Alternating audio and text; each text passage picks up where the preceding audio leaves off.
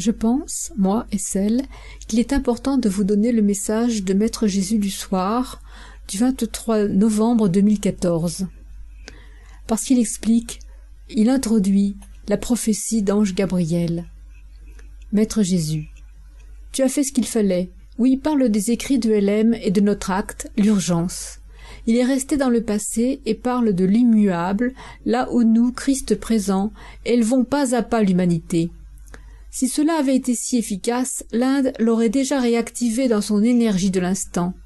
L'Inde s'est, elle aussi, fait piéger par la corruption de la matière, la multiplication des voies. Elle a le mérite d'avoir maintenu l'origine accessible. Mais nous parlons, nous, de ceux qui sont capables d'engager le nouveau. C'est en France, avec les âmes, que nous avons formé pour cet acte. L'Inde n'a pas vocation de remplacer la France. La France, c'est le peuple de l'origine, une partie, que l'on retrouve en Allemagne et en Écosse, ma descendance, liée au peuple de l'étoile polaire.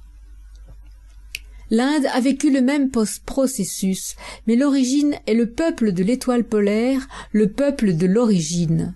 J'insiste, il faut être simple, ne pas chercher à polémiquer ni à en rajouter. Tu n'en as pas le temps et c'est pour nous hors sujet. Nous ne sommes plus en Inde, nous sommes en France.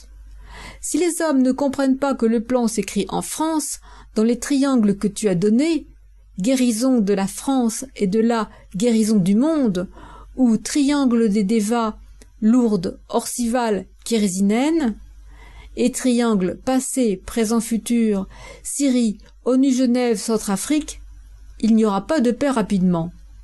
Nous devons être clairs, directs et simplifier ce qui doit l'être. Nous nous adressons à tous, non à un public d'avertis. L'acte que nous engageons, le changement, doit faire écho en tous. Je parle des âmes contactables, celles que nous attendons pour engager le nouveau. Voici le message que Maître Jésus m'a donné. Maintenant, Ange Gabriel. Sa prophétie du 23 novembre 2014. Je viens prévenir les hommes de ce qui les attend, de ce qui est de leur responsabilité et de leur devoir de changer le monde. Je viens appeler les hommes à se lever à nos côtés et à servir la loi d'amour. Je viens dire aux hommes ce que Christ a déjà donné mais n'a pas été entendu. La porte est ouverte pour les âmes vaillantes et volontaires. La porte est ouverte à tous ceux qui sont touchés par le cœur à la lecture de la parole divine. Je te parle à toi, Essel, fille de Jésus, parce que tu es seule à pouvoir porter le plan divin à la connaissance des hommes. Tu es la porte du Christ, la porte du changement. Que les hommes te suivent et obéissent à la parole divine, à l'ordre du Christ, et le nouveau sera. Le plan divin est d'une grande simplicité. C'est aux hommes à faire preuve de courage et d'amour. Après le troisième message, nous entrons dans le chaos physique de la terre et l'émergence du nouveau, la vie nouvelle.